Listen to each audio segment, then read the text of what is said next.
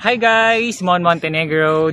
For today's video, andito tayo ngayon sa Magalawi Island here in Zambales. So guys, as you can see, andun sila, yung mga kasama natin. Ayun, ito yung tent namin sa likod. Ayan, kung makikita ninyo. Front beach kami guys, as you can see, ang ganda ng beach. So 5 PM today, igala ko kayo ngayon dito. Sinaya kasi ako guys kasi may mga 5 PM na ngayon, so marami ng tao ngayon since mababa na yung araw, marami nang hindi na masyado mainit ngayon. So mag-vlog tayo. So kanina nakapunta na kami doon sa may Bakawan. So nagsuot na rin ako ng tsinelas kasi nga medyo masakit sa paa. Maganda yung island dito guys, medyo virgin pa siya guys, sobrang ganda. And then pet friendly siya, as you can see maraming mga pets dito.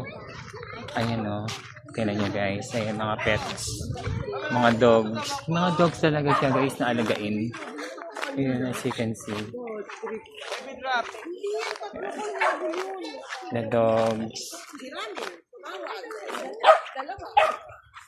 And the dogs.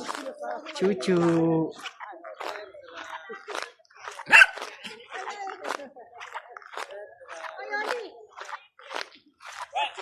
So guys, nakapunta na tayo dito kanina. Punta ulit tayo. Pakita ko lang sa inyo yung Bakawan dito. Sobrang tawag dito, virgin pa yung island. Hindi pa siya ganun ka puntahan ng tao. And then, marirecommend ko sa inyo to guys. Sobrang ganda dito. So, check natin ito guys. Information. So, wala siyang ganong activities dito. Island lang talaga siya. Kung saan enjoy nyo lang talaga yung island. And Aider Station information. So, I think this is the information that you need to Aider Station So, gamot or anything. Since, ayan, tahimik siya guys. Ayan, may mga solar panel siya rito. Ayan.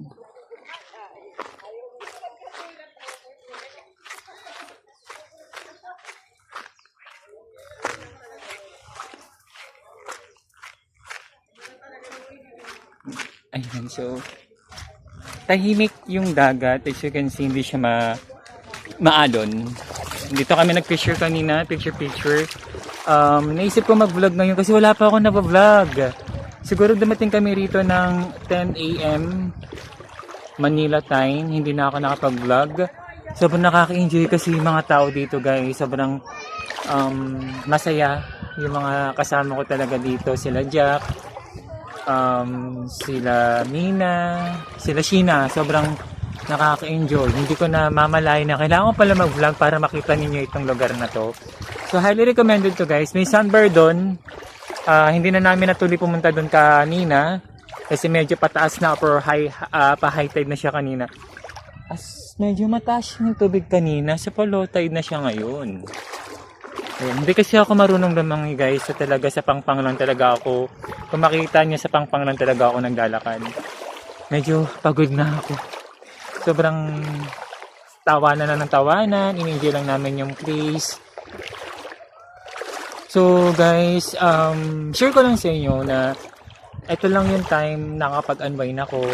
Yung alam nyo, sobrang, kung makikita nyo mga post ko guys sa social media na tawag dito Simon Montenegro na puro travels, ganyan. Kasi guys, sobrang nakaka-stress sa work na ayoko din sabihin dito sa social media ko guys. Kasi nga, gusto ko hiwalay yung work related ko and dun sa tawag dito sa travels ko guys. And then ano ba, siguro take a side na lang natin guys. Basta si Ramon sa yung alipin ng salapi para mabuhay si Mon Montenegro. So yun guys, basta medyo nakaka-stress lang talaga yung work. Hindi natin masisisi yan. So parang I escape the day na wala akong iniisip.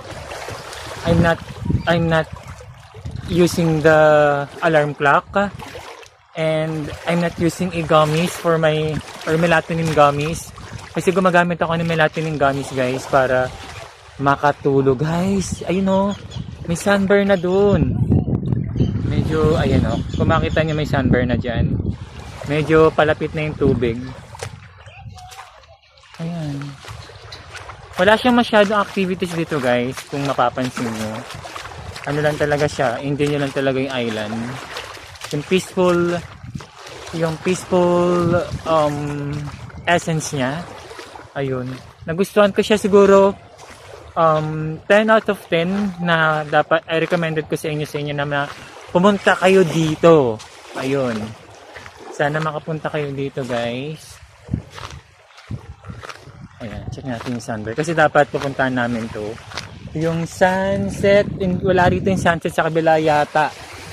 Doon yata yung sunset. So, hindi namin na witness yung sunset today. Ayun. Naligaw pa kami kanina. Kasi tawag dito, kinokontak na organizer ko si Jazz. Yung contact namin dito, kaso hindi makontak. Ayun. Chuchu! Ayan, chuba chuchu.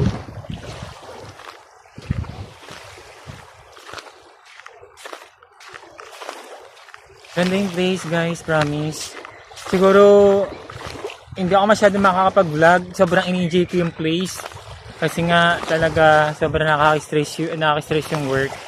Ayoko nang sabihin na paulit-ulit dito sa vlog ko. Kasi gusto kong parating sa inyo yung buhay na kung sino si Mon Montenegro. Guys, ito na. Ang ganda na siya, promise. So, gigising ako ng 5 AM, mag-alarm ako para ma-witness to itong ganda ng island na to guys.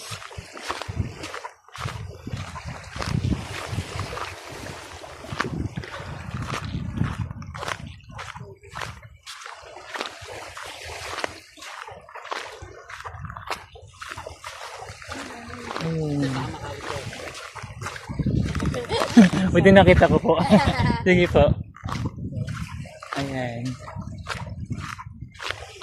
So, napansin ko yung fishing net. So, may nag-inisla yata.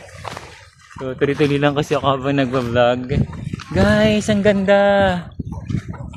Oh my God! Ang ganda dito. Mayroon pa pala doon, no? So, may harap. Ito yata yung harap namin. Ito yung sa likod. Ang ganda! Warning, strong current sa mataas yung current dito. Dan dito sa place namin, kalmado lang. So, pero for me, hindi siya ganun kataas yung current ngayon. So, avoid a deep current, always swim between red and yellow flag. So, may mga ano naman yan. Tawag dito, cautions na hanggang doon lang sa, kung makikita nyo guys, ayan, na ano siya, palatandaan, ayan. Yeah, red and yellow flag.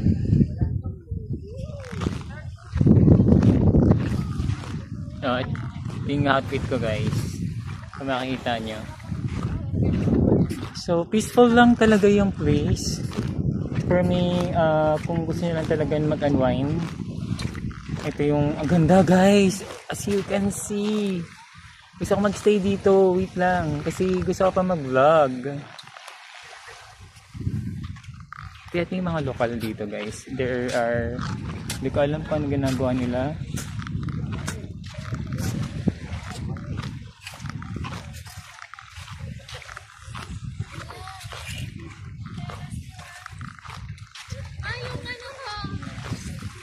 Okay, may nangingisda dito.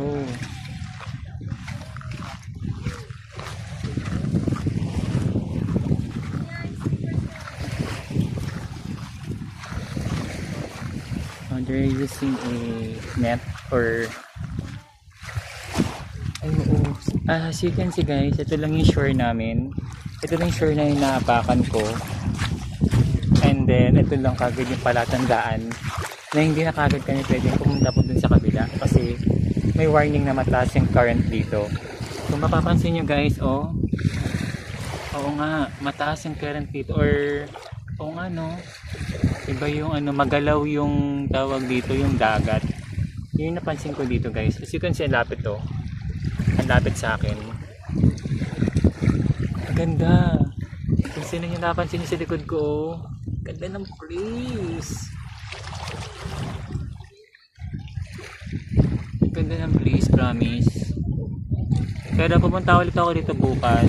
Kasama ko si mga friends ko.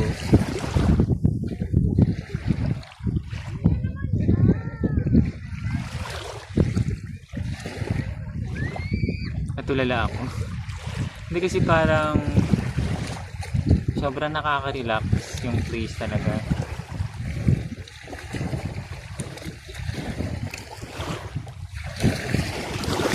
Ayun, tumataas na nga oh. Malakas yung ano dito, kaya rin nga. Dito dapat mag-ano.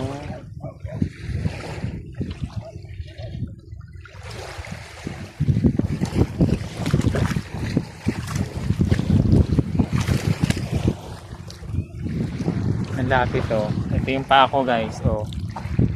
Ito yung shore. Ito kagad yung palatandaan na hindi tayo pwedeng lumagpas doon.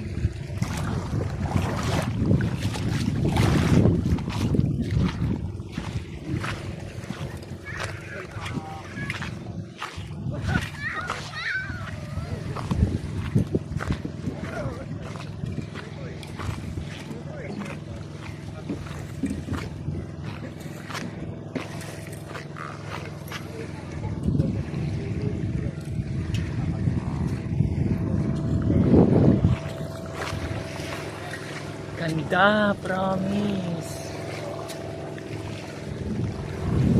Target ko talaga guys makabili ng ano, ng 360 para kitang-kita tong place na to.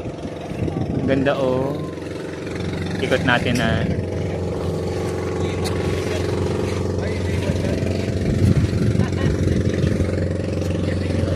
Siguro guys, end ko na yung vlog since magta 13 minutes na yung vlog natin.